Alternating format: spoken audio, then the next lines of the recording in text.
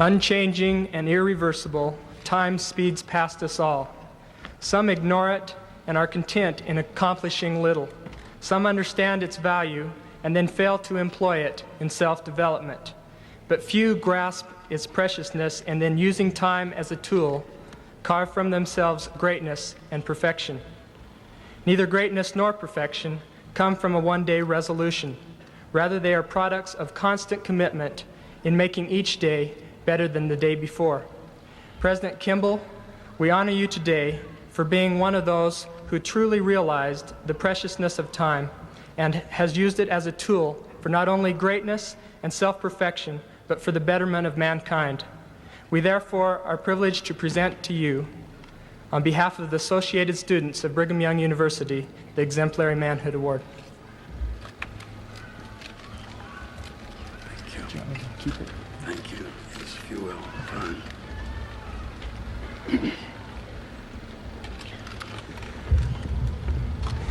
I am very grateful indeed for this recognition. I recognize, as you stood and sang, "We thank thee, O God, for a prophet," as you came to this building on this morning, that you are here to recognize the leadership of the church you love so much, and not me personally. And I accept it in that vein. This is a very kind remembrance, and I'll try to continue to use it and profit by it. Thank you very much. Thank you.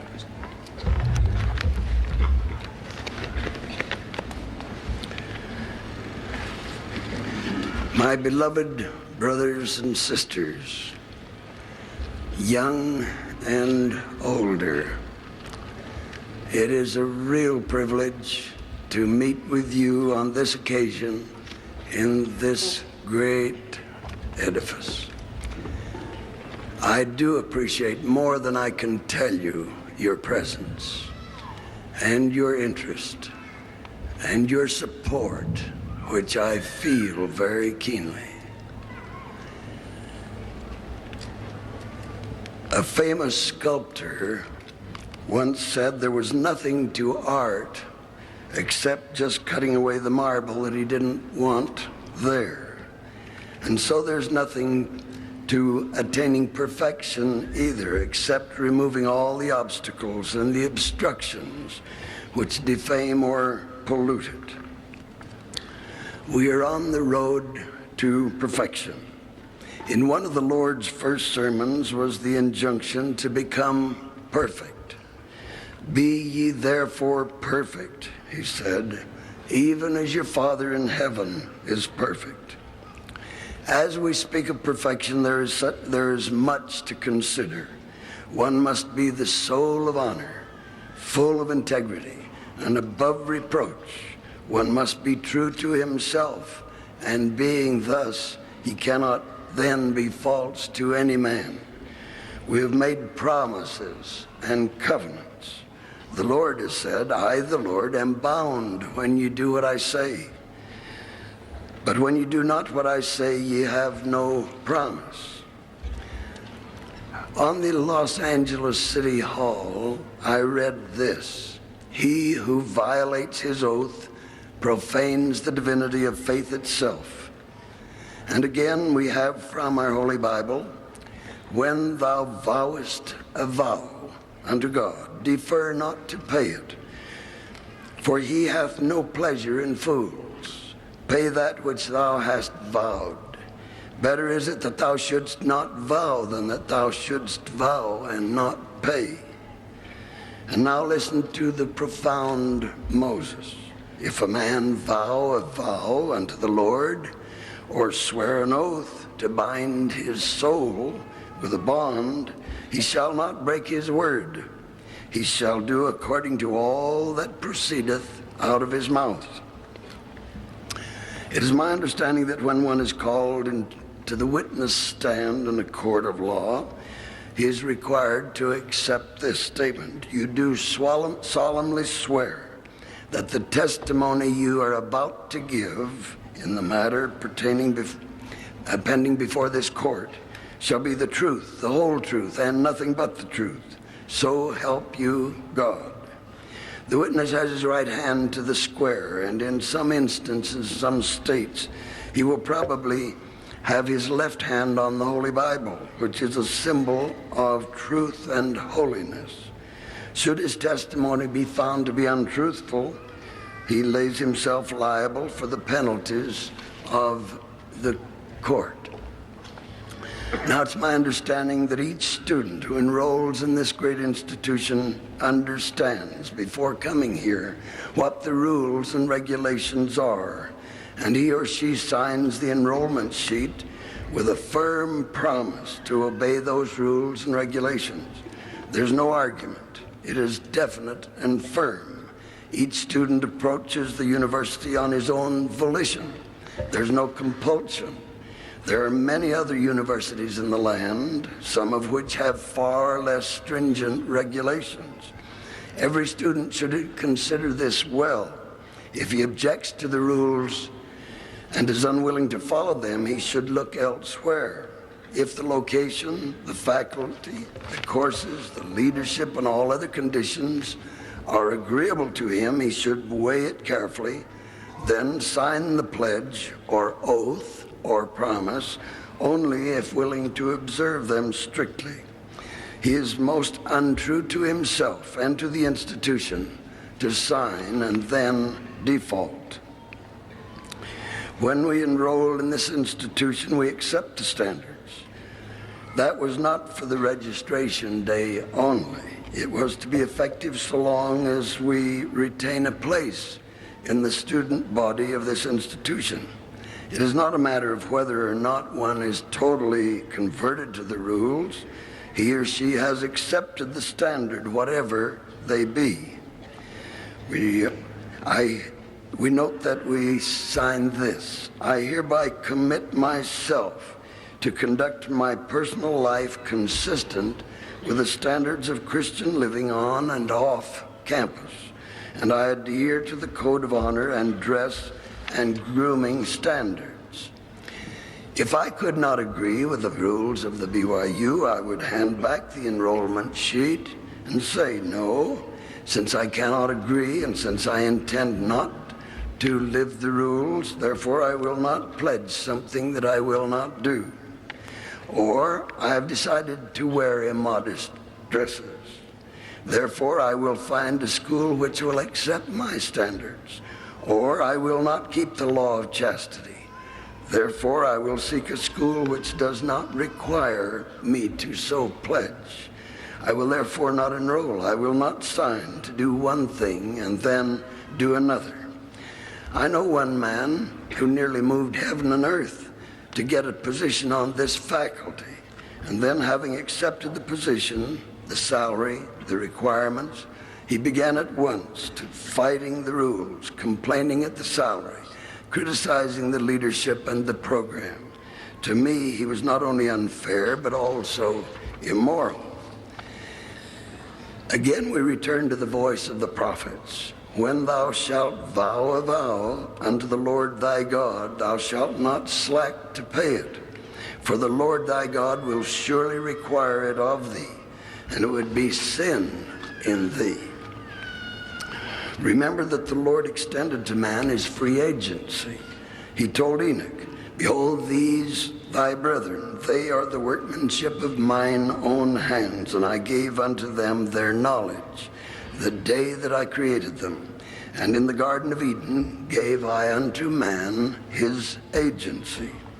And then again, for I, the Lord, have decreed in my heart that inasmuch as any man belonging to the order shall be found a transgressor, or in other words, shall break the covenant with which he has been bound, he shall be cursed in his life, and shall be trodden down by whom I will. For I, the Lord, am not to be mocked in these things. It's always refreshing to read the words of Brigham Young, who seemed always to hit the nail on the head. Listen to him. He is sharp and pointed. He says, when you raise your hands to heaven and let them fall, and then pass on with your covenants unfulfilled, you will be cursed.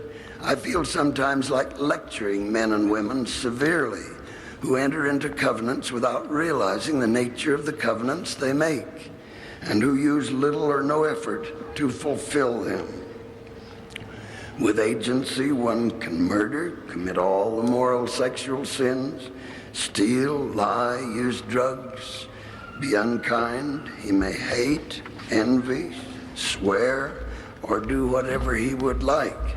One can hate or one can love. One can curse or one can bless. One can live in loneliness or one can be promiscuous. One can help and assist or one can hinder. One can blaspheme or one can honor and bless and pray. One can believe in himself or he can believe in an overall omniscient being. One can do as he pleases. Free agency is his. Or he can live his life with the great Redeemer as the center of his life. One can touch a hot wire, but he cannot stave off the certain death that results. One can step in front of a powerful oncoming train, but he cannot set aside the mangling that will follow. He can jump from a skyscraper, but he cannot control the results and save his body from the crushing effect of the fall and the abrupt contact with the hard pavement below. I think of young people who have graduated from high school and are ready to enter a university as sane young folks who are approaching maturity. If they are mature, then they should not need ever to be reminded what is right and what is wrong and what they have covenanted to do. It would certainly show immaturity if a student should need to be reminded. Surely it would be sad if grown young people could not remember their vows. For a young woman to wear shorter skirts or other immodest wear when she had covenanted otherwise would not be a matter of cleverness and escaping detection, but a definite blot on her character. A blot not easily erased, for it would remain to come into focus numerous times in her life. Should any young man promise a certain performance in clothes or hair or behavior, and then evade those restrictions, certainly the error is deep-seated and is not a matter of just a difference of opinion. It is nothing to joke about, but is a black mark on his character. The scripture says it is a sin when he so violates his vow. How can any young person rationalize it? Why do devotees of female-styled hair or men struggle so fiercely to encourage an unnatural adornment? Doth not even nature itself teach you, Paul asks, that if a man have long hair, it is a shame unto him? And the same Paul said, but if a woman have long hair, it's a glory to her, for her hair is given her for a covering. Not all men whose hair is tossed back and forth are effeminate, but surely there is some question about it. How far, we wonder, will man and woman go to pay obeisance to the God of style? Will men wear rings in their noses when style dictates? Will young people still fall prey to their God of style, which they worship? Everybody does it. Tell me, is it not true that the dress, the grooming, paint an immediate picture and classify a person? The famous Jerry Rubin says young kids identify short hair with authority, discipline, unhappiness, boredom, hatred of life, and long hair with just letting go. Wherever we go, our hair tells people where we stand on Vietnam, Wallace, campus disruptions, and drugs. We're living TV commercials for the revolution. Long hair is the beginning of our liberation from sexual oppression. What group do you wish to follow, and with which group do you wish to identify? Will you turn down authority and discipline and rebel against everything that is? Do you wish to be classed with men who look manly or men who look effeminate? Now, beloved youth, we love you. We believe you're strong enough and smart enough to do the thing that will make you manly and godly for the men and sweet and effeminate for the women. Remember, you can still do as you wish, buck all the conventions, rebel at all discipline authority, but remember, others have learned their lessons early in their lives and profited thereby. Be ye perfect, even as your Father in heaven is perfect, says the divine authority. Do you remember the story of Saul, the king of Israel? Saul had rationalized that his own judgments were superior to those of the Lord's. He was chastised severely by the prophet Samuel. He brought forth this powerful lesson. Hath the Lord as great delight in burnt offerings and sacrifice as in obeying the voice of the Lord?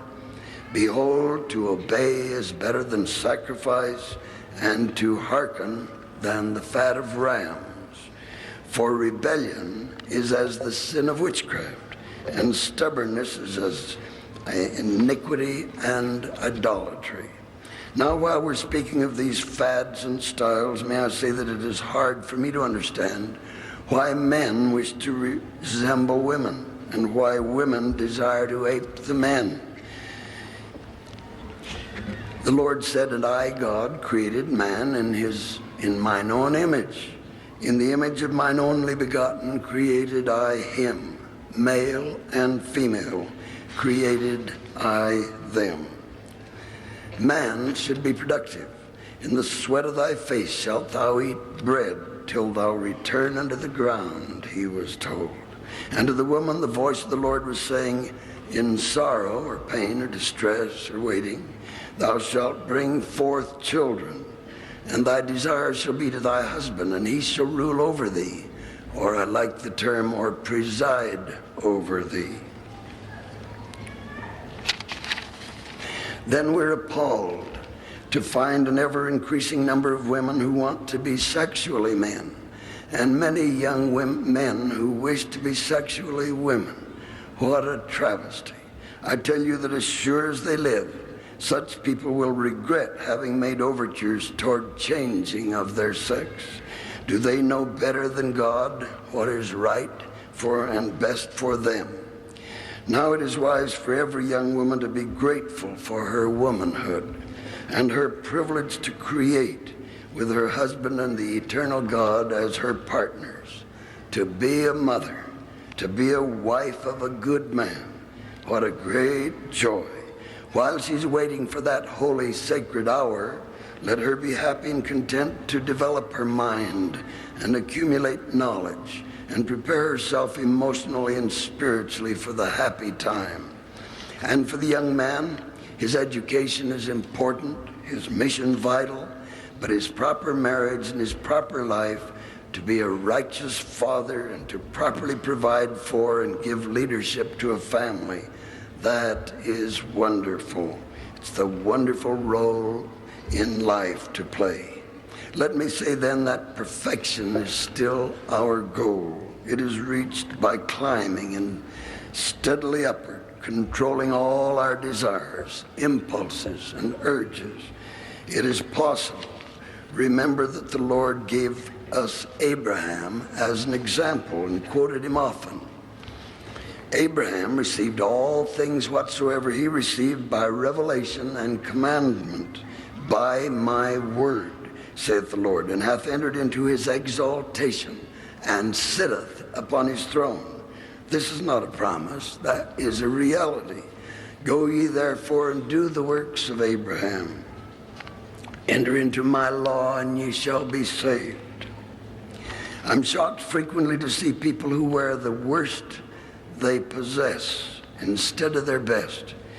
Grubby clothes certainly have some relationship to grubby people. There's something uplifting when people dress up and attempt to be seen at their best. Again, as we enroll in the university, we covenant, as repeated before, I hereby pledge to conduct my personal life consistent with the Christian living taught by the Church of Jesus Christ of Latter-day Saints. both on and off campus. And so when one breaks the law of the word of wisdom, the law of chastity in any form, the law of the Sabbath, and any others of the laws of the church, he or she violates the covenant made. Certainly a difficult role to play and a difficult goal to attain, but the path has been charted and the way has been found, and man is left without excuse if he does not follow it. During our youth and young maturity, time flies with great speed. To listlessly just travel is futile. One should have a destination and a goal to reach. One should determine what he wants out of life and then bend every effort toward reaching that goal. He must realize that life is more than meat and drink and fun and fortune. However, it is easy for us as young people often to follow the lines of least resistance, and like the Nephite Lamanites on the eve of their destruction, be found to be, quote, even as chaff is driven before the wind, or as a vessel is tossed about upon the waves, without sail or anchor, or without anything wherewith to steer her. Paul indicated that all could attain perfection. The fact that most of us are far from perfection is not that we can't, but that we don't. Christ became perfect. He overcame. He suffered hunger, thirst, cold, heat, pain, sorrow, and all that life has to offer in suffering. Each time he overcame, he became more nearly perfect. And then Paul says, and being made perfect, he became the author of eternal salvation unto all them that obey him. For it became him for whom are all things, and by whom are all things, in bringing many sons unto glory, to make the captain of their salvation perfect through sufferings. Perfection is a long, hard journey with many pitfalls. It's not attainable overnight. Eternal vigilance is the price of victory. Eternal vigilance is required in the subduing of enemies and of becoming the master of one's self. It cannot be accomplished in little spurts and disconnected efforts. There must be constant and valiant, purposeful living, righteous living. The glory of the Lord can be had only through this correct and worthy marriage and living the clean, worthy life. In Psalms, the 22nd chapter, we read, but I am a worm and no man, reproach of men and despised of the people. This is diametrically opposed to our philosophy. Certainly one is not likely to rise high who has that kind of an opinion of himself. Better far is the psalm which places man on a higher level. What is man that thou art mindful of him, and the Son of Man that thou visitest him? For thou hast made him a little lower than the angels, and hast crowned him with glory and honor. Thou madest him to have dominion over the works of thy hands. Thou hast put all things under his feet. Then from the worm to the God is the potential of man. When he was created, there was put into him the seeds of godhood, the power to think and reason, the power to lift himself from beasthood to godhood, the power to heal himself and elevate himself. There are those today who say that man is the result of his environment and cannot rise above it. Those who justify mediocrity, failure, and even weakness and criminality are certainly misguided. Surely the environmental conditions found in childhood and youth are an influence of power. But the fact remains that every normal soul has his free agency and the power to row against the current and to lift himself to new planes of activity and thought and development. Man can transform himself. Man must transform himself. Abraham did. He came out of an idol-worshiping family, yet he headed a dispensation of worshipers of the true and living God. Moses was born to poverty and slavery, but was reared in luxury and court honors and had great opportunities.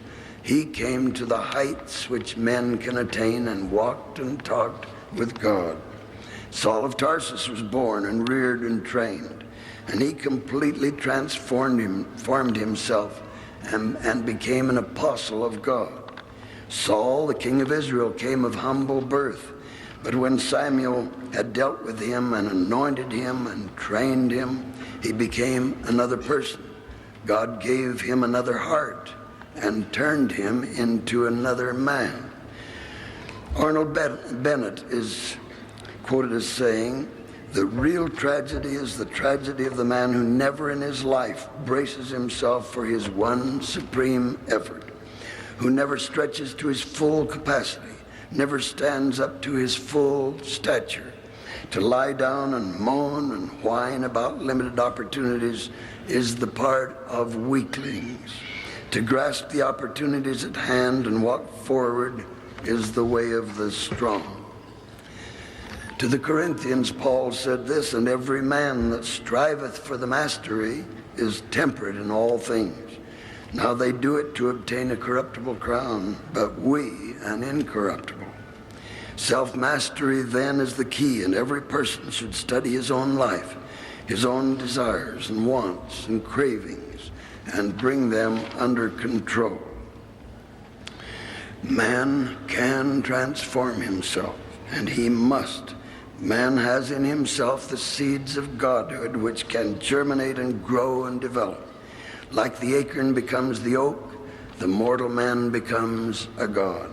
It is within his power to lift himself by his very bootstraps from the plane on which he finds himself to the plane on which he should be. It may be a long, hard lift, but with many obstacles, but it is a real possibility. We're not sure of the author of these lines, but let us contemplate them for just a moment.